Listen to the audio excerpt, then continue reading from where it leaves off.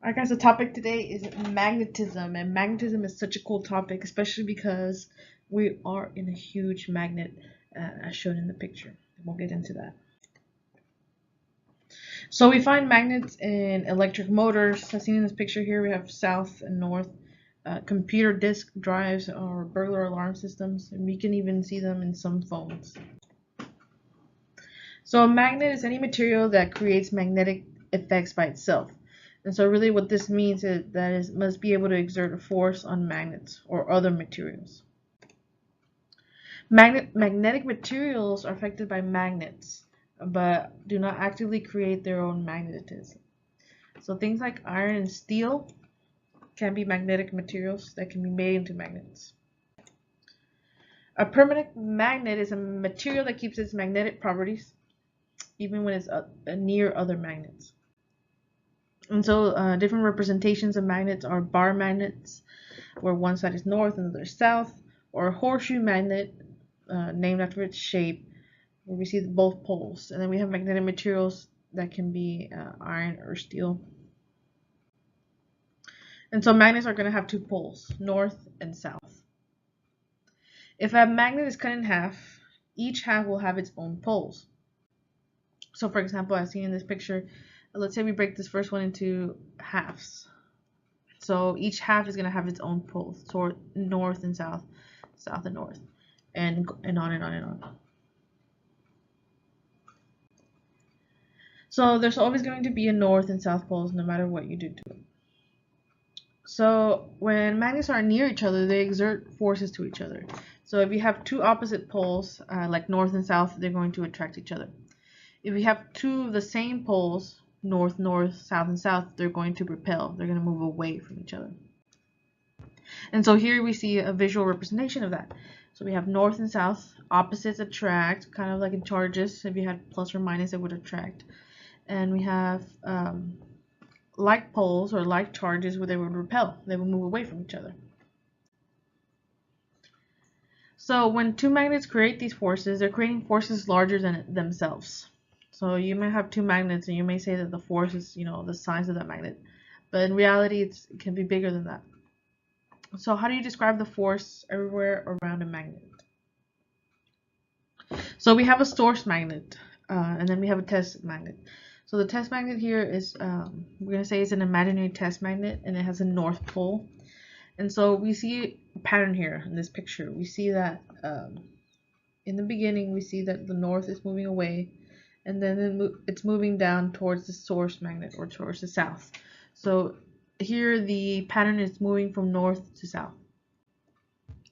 And so here's a visual representation of that magnetic field or magnetic forces. And we see that it's always going to go from north to south. North to south. And we see that the magnetic fields move away from the source.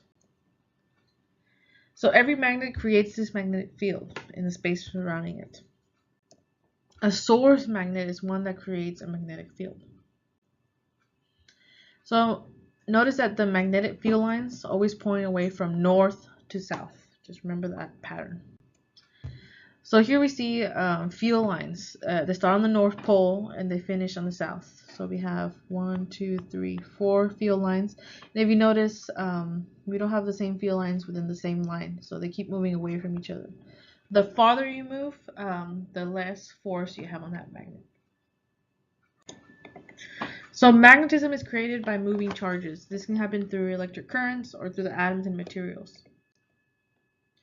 Permanent magnets are created when atoms arrange themselves in a magnetic alignment with each other. So they're very aligned. Anything that breaks this alignment will destroy the magnetism. It will not be magnetic anymore. So things like high temperatures can destroy magnetism, and so you will not have a magnet at that point. Soft magnets or temporary magnets are easy to magnetize with other magnets.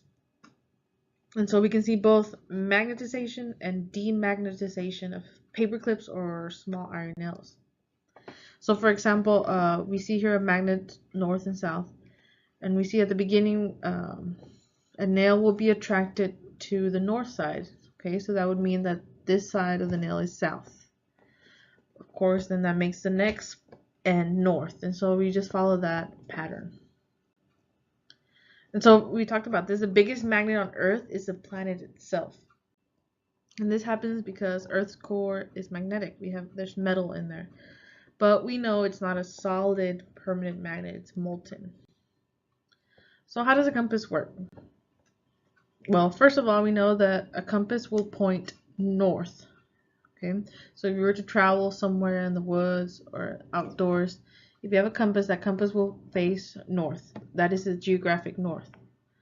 Okay, well, if your compass is attracted to the north, that means that within here, there has to be a south. So don't get too confused with this. There's a geographic north and south. And so all you have to remember is that south is attracted to north and north is attracted to south. And finally, we see magnetic fields as shown by a signal magnet on top. And of course, we always see that these magnetic fields are going to go from north to south. Now in B, here in the bottom, if you have two poles that are different, then of course they're going to attract each other. And we see that the lines here are attracted to each other. As opposed to, we have two magnets with like poles, like north and north, south and south. Well, those magnetic lines are going to move away from each other. They're going to repel.